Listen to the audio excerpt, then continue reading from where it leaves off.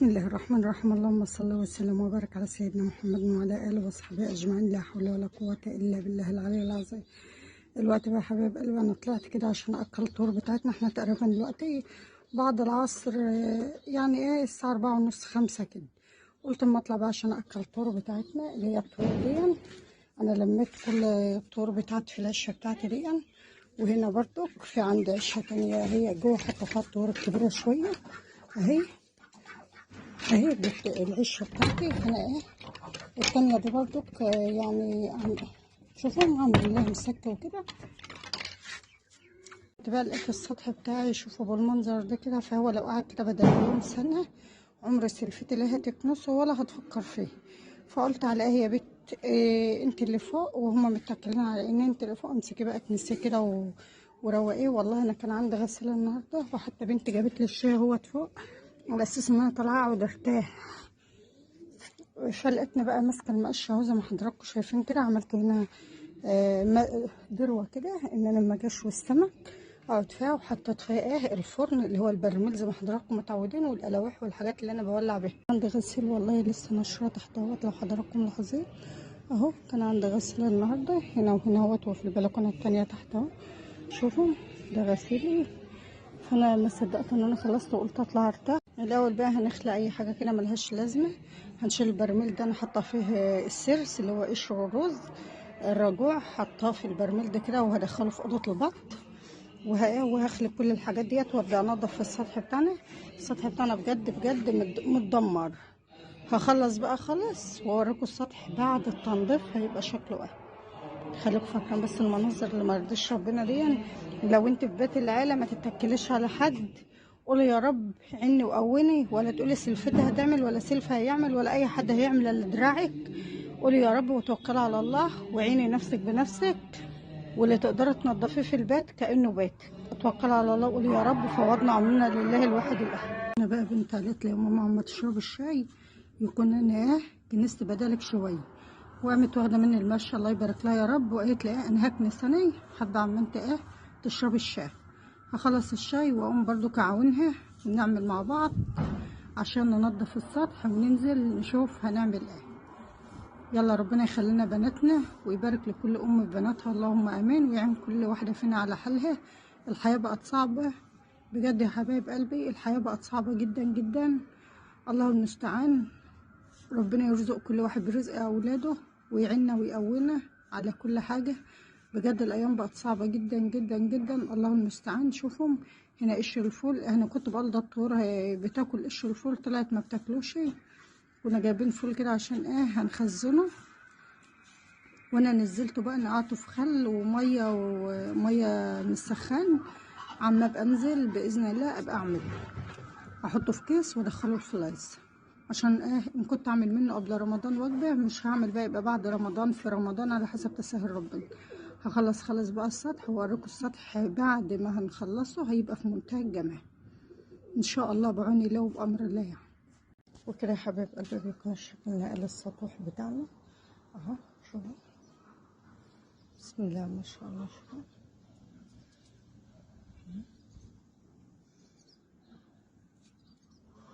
شوفوا ما شاء الله عليها. ده المكان اهو اللي احنا هنعمله الفرن بتاعنا زي ما قلت لكم. شوفوا شكل السطح بتاعنا انتوا شفتوه في الاول. مش عشان ان هو السطح نأهمل فيه، لا لازم كل حته في شقتنا تكون نضيف. ننزل بقى نشوف هنعمل ايه تحت. يا رب يقدرنا ونعرف نعمل اي حاجه تحت اهو.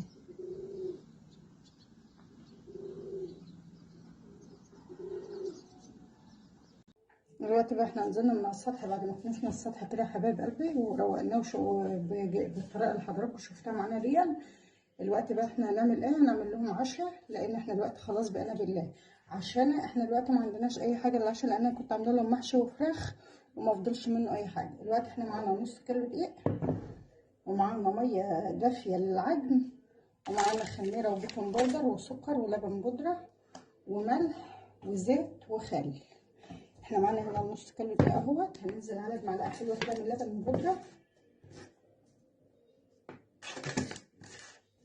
وهننزل عليه بمعلقه من البيكنج باودر برضو، معلقه واحده. احنا معانا هنا بقيه الكيس اهو زي ما حضراتكم شايفين كده، خدنا منه معلقه واحده. هننزل عليه بظرف من الخميره اللي هي دريم، خميره فوريه اللي هي دريم. هننزل بحبه كده ملح، وهننزل بمعلقه صغيره سكر. نقلب بقى كل المكونات الجافه دي ببعضها كده.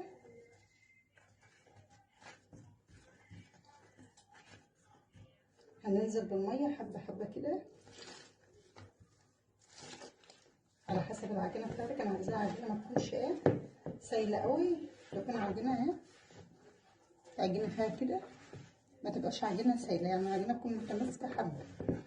احنا هنزود الملح بتاع، هنحط معلقه كده من الخل، معلقه واحده كده من الخل. نعجن العجينه بقى لمده 10 دقايق. هي بدات تمسك معايا اهي، تعجنها لمده 10 دقايق. هنا بقى احنا بدأنا اهو نخلص احنا هنعمل هنا فطيرة باللحمة المفرومة اللي هو العصاج اللي انا كنت عاملاه لرمضان. قلت اخد منه حتة كده اعمل لهم بيه فطيرة يتعشوا بيها، فطيرة سريعة كده. مش يا حبايب قلبي، اهو العجينة خلاص اهيت. هنزل عليها بقى بمعلقتين من الزيت، بس معلقتين بس عشان ما تنشفش مني.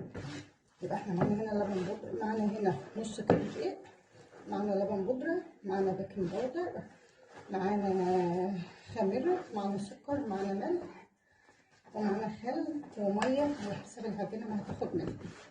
وتحطي معلقتين ربع فنجان من الزيت كده. العجينة بتاعتنا ما شاء الله اهي. هتسيبوها تتخمر، وكده كده احنا مطلعين كيس كده من اللحمة هنعملها وهنوريكم برضو هي هتبقى شكلها ايه. دي شكل العجينة بتاعتنا اهو.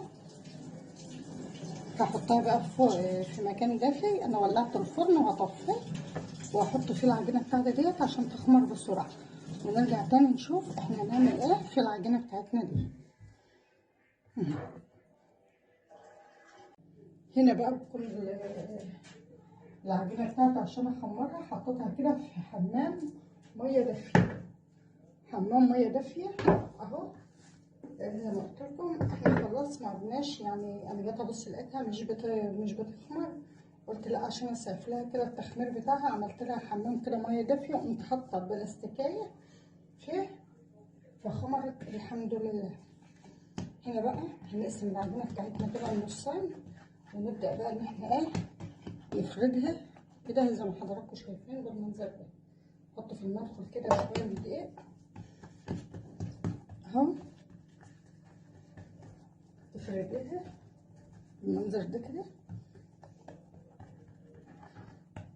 على قد ما انت قادره.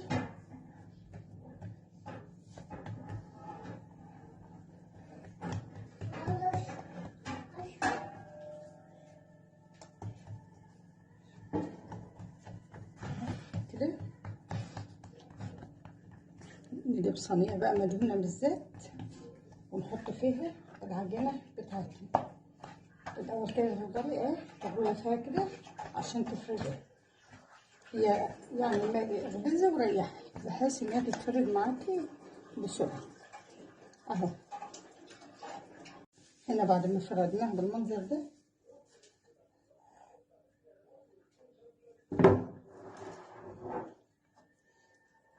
نحط فيها بقى حبه كده من اللحمه المفروم،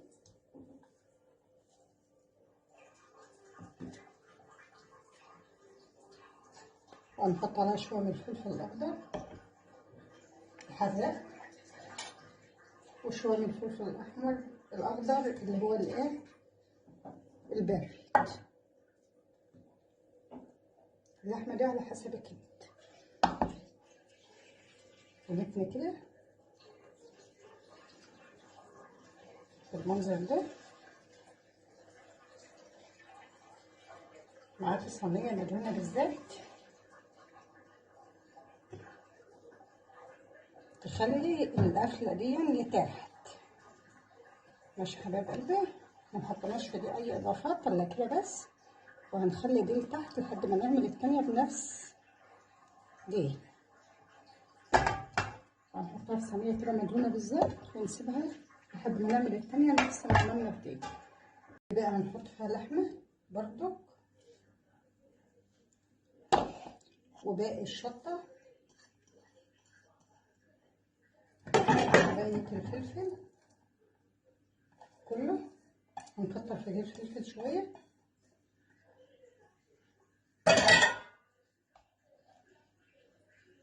وهنحط في اللحمة الجبنة اللي هي الموتزاريلا،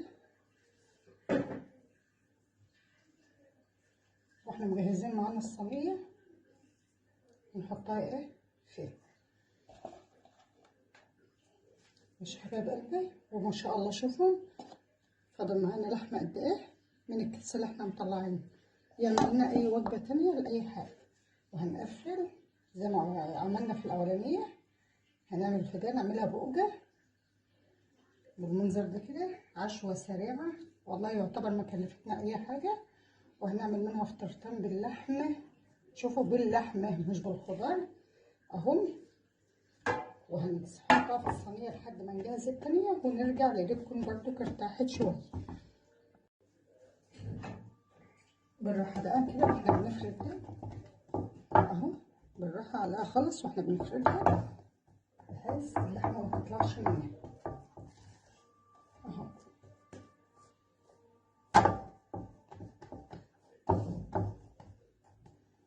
بالراحة خالص عشان ما تتخرمش، ولو اتخرمت عادي احنا كده كده هنفتحها.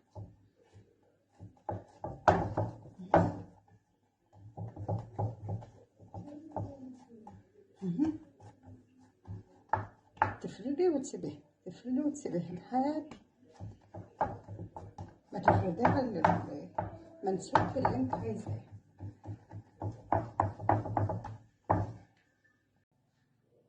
هنا بقى بعد ما خلصتهم كده وفردتهم بالطريقه اللي حضراتكم شايفينها دي، مش عايزاكي ترققيها قوي عشان ايه تعرفي تطلعيها. تدهنيها كده، ده لبن بودره وانا عاملاه في حبه ميه بالمنظر ده كده، معلقتين ميه على معلقه لبن بودره اهو كده. سقسقه وشها كده باللبن البودره، واحنا مولعين الفرن معانا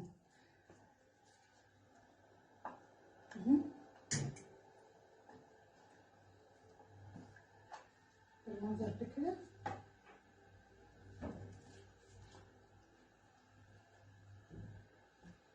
هي الوش بتاعها اتفتح، وده في مصلحتنا لان انا كنت كده كده ناويه ان انا افتح الوش بالشوكه او باي حاجه، فالحمد لله هي اتفتحت لوحدها.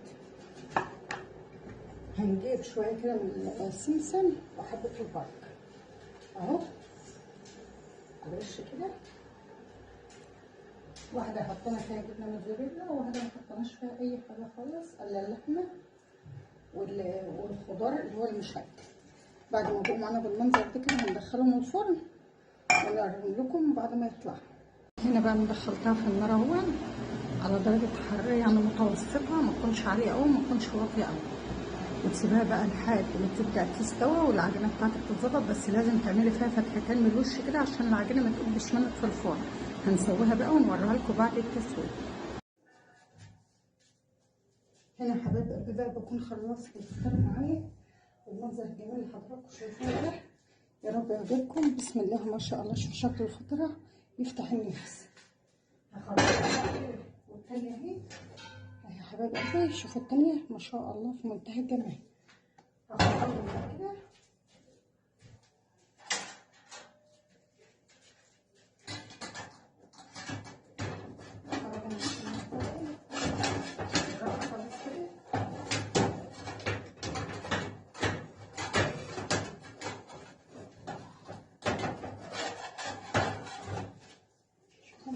شاء الله ان شاء الله عليها لوحده.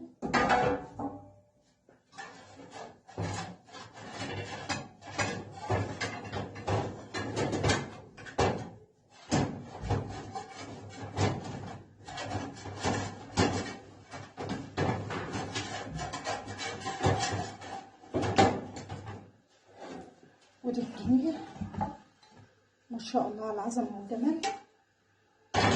جربوا الطريقه دي والله الوقت لو صورت لكم احنا الساعه كام هتتحسب. احنا دلوقتي الساعه 11:30. لو ينفع ان انا اصور لكم يعني بجد هتتحسب، لان انا نازله من فوق وقلت هنعمل اي حاجه جبن واي حاجه. قالوا لي لا والنبي يا ماما اعملي لنا حاجه كده على ذوقك تكون حاجه جميله وزي العسل من اهو. دي شكل الفطرتين اهمت معانا. يا رب يعجبكم يا حبايب قلبي الطريقه. شوفوا من تحت شكل الفطيره من تحت، شوفوا شكل الفطيره من تحت جميل جميل جميل. هقطعها بقى واوريها لكم واوريكم الجمال والعظمه اللي هم فيها. هنا بقى انا هقطع لكم الفطيره اهو عشان تشوفوها من جوه وتشوفوا الجمال والعظمه اللي هي فيها.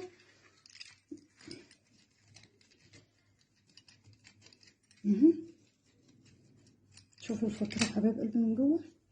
شوفوا شكل الفطيره، شوفوا قد ايه الفطيره من جوه مستويه. شوفوا الفطيره وجمالها. يا رب يا حبايب قلبي الفيديو بتاعنا بتاع النهارده يعجبكم، وما تنسوناش باللايك وبالاشتراك. والسلام عليكم ورحمه الله وبركاته. اتفضلوا معانا، اتفضلوا حبايب قلبي معانا. يا رب الفطيره بتاعتنا تعجبكم. عشا جميل ما يحلاش الا بيكم. تقدمي جنبها مخلل، تقدمي جنبها اي حاجه، تقدمي جنبها كاتشب، اي حاجه هتبقى من ايدك. تسلم ايدك يا ست الكل، تاكلها كده من غير اي حاجه. يا رب يا حبايب قلبي الفيديو بتاع النهارده عجبكم، وما تنسوناش باللايك والاشتراك. والسلام عليكم ورحمه الله وبركاته. لايك بالله عليكم. سلام.